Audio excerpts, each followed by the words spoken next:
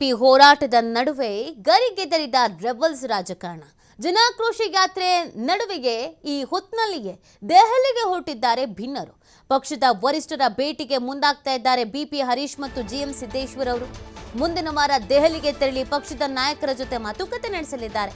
ಪಕ್ಷ ವಿರೋಧಿ ಚಟುವಟಿಕೆಯ ಹಿನ್ನೆಲೆಯಲ್ಲಿ ನೋಟಿಸ್ ಅನ್ನು ಪಡೆದಿದ್ರು ಬಿಪಿ ಹರೀಶ್ ಅವರು. ಶಿಸ್ತು ಸಮಿತಿ ಸೂಚನೆಯಂತೆ ಅದಕ್ಕೆ ಉತ್ತರವನ್ನು ನೀಡಲಿದ್ದಾರೆ ನಾಯಕರುಗಳು. ಈಗ ಪಕ್ಷದ ನಾಯಕರ ಭೇಟಿಯಾಗಿ ಮೌಖಿಕವಾಗಿ ಉತ್ತರವನ್ನು ಒದಗಿಸೋಕೆ ನಿರ್ಧರಿಸಿದ್ದಾರೆ.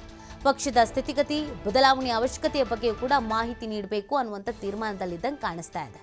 ಉಚ್ಚಾಟನೆಗೆ ಒಳಪಟ್ಟಿರುವಂತಹವರನ್ನ ಮರಳಿ ವಾಪಸ್ ಪಕ್ಷಕ್ಕೆ ಕರೆಸುವಂಥದ್ರ ಬಗ್ಗೆಯೂ ಕೂಡ ಚರ್ಚಿಸುವಂತಹ ಚಿಂತನೆಯಲ್ಲಿ ಇದ್ದಾರೆ. ಆ ಮೂಲಕ ಪಕ್ಷಕ್ಕೆ ಹಿಂದಿನ ಶಕ್ತಿ ತುಂಬುವುದಕ್ಕೆ ರೆಬಲ್ಸ್ ನಾಯಕರು ಪ್ರಯತ್ನವನ್ನು ಪಡ್ತಾ ಇದ್ದಾರೆ. ಯತ್ನಾಳ್ ವಿಚಾರದಲ್ಲಿ ವರಿಷ್ಠರ ನಿರ್ಧಾರ ಪರಾಮರ್ಶೆ ಮಾಡುವುದಕ್ಕೆ ಮನವಿಯನ್ನ ಸಲ್ಲಿಕೆ ಮಾಡುವಂತ ಸಾಧ್ಯತೆ ಇದೆ. ಈಗಾಗಲೇ ಶಿಸ್ತು ಸಮಿತಿಯಿಂದ ಇವರಿಗೆಲ್ಲ ನೋಟಿಸ್ ಬಂದಿದೆ. ಯಾಕೆ ಶಿಸ್ತು ಕಾಪಾಡ್ತಾ ಇಲ್ಲ, ಎಲ್ಲಿ ಬೇಕು ಏನು ಬೇಕು ಹಾಗೆ ಮಾತಾಡ್ತೀರಾ, ಪಕ್ಷ ವಿರೋಧಿ ಚಟುವಟಿಕೆಯಲ್ಲಿ ಭಾಗಿಯಾಗ್ತಾ ಇದ್ದೀರಾ, ನಿಮ್ಮದೇ ಸಪ್ರೇಟ್ ಆದಂಥ ಸಭೆಗಳನ್ನು ಮಾಡ್ತಾ ಇದ್ದೀರಾ, ಇದು ಬೇರೆ ಥರದ್ದು ಮೆಸೇಜ್ ಪಾಸ್ ಆಗ್ತಾ ಇದೆ ಅಂತಾಗೆಲ್ಲ ಇದೆಲ್ಲದಕ್ಕೂ ಉತ್ತರ ಕೊಡಬೇಕು ಅಂದರೆ ನೇರವಾಗಿ ಹೋಗಿ ಚರ್ಚೆಯನ್ನು ಮಾಡಬೇಕು. ನೋಡಿ, ಇಲ್ಲಿವರೆಗೂ ಯತ್ನಾಳ್ ಅವರು ಹೋಗ್ತಾ ಇದ್ರು, ಕೆಲವೊಂದಷ್ಟು ಅಸಮಾಧಾನಿತರ ಪೈಕಿ ಒಂದಿಬ್ಬರೇನೋ ಹೈಕಮಾಂಡ್ ನಾಯಕರನ್ನ ಭೇಟಿ ಆಗ್ತಾ ಇದ್ರು. ಆದರೆ ಹೀಗಿದ್ರೆ ಆಗಲ್ಲ. ಎಲ್ಲರೂ ಕೂಡ ಒಗ್ಗಟ್ಟಾಗಿ ಮಾತಾಡಬೇಕು, ಚರ್ಚೆಯನ್ನು ಮಾಡಬೇಕು. ಹೈಕಮಾಂಡ್ ನಾಯಕರಿಗೆ ರಾಜ್ಯದಲ್ಲಿ ಏನು ಬೆಳವಣಿಗೆ ಆಗ್ತಿದೆ ಅನ್ನೋದ್ರ ಬಗ್ಗೆ ಮನವರಿಕೆ ಮಾಡಬೇಕು ಅನ್ನುವಂಥ ಪ್ಲಾನ್ನಲ್ಲಿ ಇದ್ದಾರೆ. ಒಂದು ಕಡೆಯಲ್ಲಿ ಬಿಜೆಪಿಯವರು ಜನಾಕ್ರೋಶ ಯಾತ್ರೆಯನ್ನು ಭರ್ಜರಿಯಾಗಿ ಮಾಡ್ತಾ ಇದ್ದಾರೆ. ಕಾಂಗ್ರೆಸ್ ಸರ್ಕಾರವನ್ನು ಕಟ್ಟಿ ಹಾಕಬೇಕು, ಕಾಂಗ್ರೆಸ್ ಸರ್ಕಾರಕ್ಕೆ ಬುದ್ಧಿ ಕಲಿಸಬೇಕು, ಈ ವರ್ಚಸ್ಸನ್ನು ನಾವು ಕಾಪಾಡಿಕೊಳ್ಬೇಕು ಅಂದರೆ ಈ ಥರದ ಯಾತ್ರೆಗಳನ್ನು ಮಾಡಬೇಕು, ಹೋರಾಟಗಳನ್ನು ಮಾಡಬೇಕು, ಪ್ರತಿಭಟನೆಗಳನ್ನು ಮಾಡಬೇಕು ಅಂತ ಸಾಲು ಸಾಲು ನಿರಂತರವಾದ ಪ್ರತಿಭಟನೆ, ಬೆಲೆ ಏರಿಕೆಗೆ ಸಂಬಂಧಪಟ್ಟಂತೆ, ಮುಸ್ಲಿಂ ತುಷ್ಟೀಕರಣಕ್ಕೆ ಸಂಬಂಧಪಟ್ಟಂತೆಗೆ ಪ್ರತಿಭಟನೆಯನ್ನು ಮಾಡ್ತಾ ಇದ್ದಾರೆ. ಈ ಪ್ರತಿಭಟನೆಗಳಲ್ಲಿ ಕೈ ಜೋಡಿಸುವುದನ್ನು ಹೊರತುಪಡಿಸಿ ಮುಂದಿನ ವಾರ ಹೈಕಮಾಂಡ್ ನಾಯಕರನ್ನ ಭೇಟಿ ಆಗೋದಕ್ಕೆ ಭಿನ್ನಾಭಿಪ್ರಾಯ ಇರುವಂಥ ನಾಯಕರುಗಳು ಮುಂದಾಗಿರೋದು. ಈ ಸಂದರ್ಭದಲ್ಲಿಯೇ ಯತ್ನಾಳ್ ಅವರನ್ನು ವಾಪಸ್ ಪಕ್ಷಕ್ಕೆ ಸೇರಿಸ್ಕೊಳ್ಬೇಕು.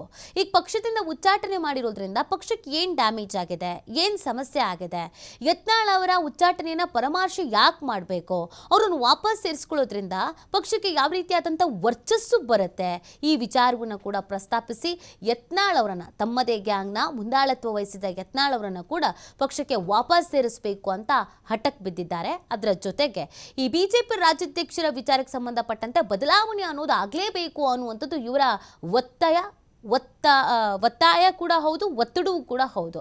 ಹಾಗಾಗಿ ಯಾಕೆ ಬದಲಾವಣೆ ಬೇಕು, ಬಿಜೆಪಿಯಲ್ಲಿ ಒಂದು ಮೇಜರ್ ಬದಲಾವಣೆ ಅನ್ನೋದನ್ನು ಯಾಕೆ ನಿರೀಕ್ಷಿಸ್ತಿದ್ದಾರೆ, ರಾಜಕಾರಣದಲ್ಲಿ ಏನು ನಡೀತಾ ಇದೆ, ಯಾರ ಮಾತು ನಡೀತಾ ಇದೆ, ಯಾರ್ಯಾರನ್ನು ಮೂಲೆ ಗುಂಪು ಮಾಡಲಾಗಿದೆ, ಯಾಕೆ ಈ ಥರದೊಂದು ಪರಿಸ್ಥಿತಿ ಇದೆ, ಈ ಎಲ್ಲ ವಿಚಾರಗಳನ್ನು ನೇರವಾಗಿ ಹೈಕಮಾಂಡ್ ನಾಯಕರ ಮುಂದಿಟ್ಟು ಹೈಕಮಾಂಡ್ ನಾಯಕರ ಗಮನ ಸೆಳೆದು ಹೈಕಮಾಂಡ್ ನಾಯಕರು ಯಾವುದಾದ್ರೂ ಒಂದು ಸೂಚನೆಯನ್ನು ಸ್ಟ್ರಾಂಗ್ ಆಗಿ ನೀಡಬೇಕು, ಅಲ್ಲಿವರೆಗೂ ನಾವು ಅವ್ರ ಜೊತೆಗೆ ಮಾತುಕತೆ ನಡೆಸಬೇಕು ಅನ್ನುವಂಥ ಪ್ಲ್ಯಾನ್ನಲ್ಲಿ ಜಿಎಂ ಸಿದ್ದೇಶ್ವರ್ ಅವರು, ಬಿಪಿ ಹರೀಶ್ ಅವರು ಇದ್ದಾರೆ.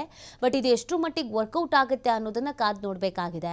ಹೈಕಮಾಂಡ್ ನಾಯಕರು ಇವ್ರ ಮಾತುಗಳನ್ನು ಕೇಳ್ತಾರಾ, ಕೇಳಿದರೆ ಯಾವ ಮಾತನ್ನು ಸೀರಿಯಸ್ ಆಗಿ ತೆಗೆದುಕೊಳ್ತಾರೆ, ಇವ್ರು ಬಂದ ಮೇಲೆ ಯಾವುದಾದ್ರೂ ಸಂದೇಶವನ್ನು ರವಾನಿಸ್ತಾರಾ, ಅಥವಾ ಶಿಸ್ತು ಕಮಿಟಿಯವರು ಇವ್ರು ಕೊಟ್ಟಂಥ ಉತ್ತರಕ್ಕೆ ಸಮಾಧಾನ ಆಗದೆ ಇವ್ರ ಮೇಲೆ ಏನಾದರೂ ಶಿಸ್ತು ಕ್ರಮವನ್ನು ಕೈಗೊಂಡು ಬಿಡ್ತಾರಾ, ಈ ಎಲ್ಲದ್ರ ಬಗ್ಗೆಯೂ ಕೂಡ ಸಹಜವಾಗಿಯೇ ಒಂದು ಕುತೂಹಲ ಅನ್ನೋದು ಇದೆ.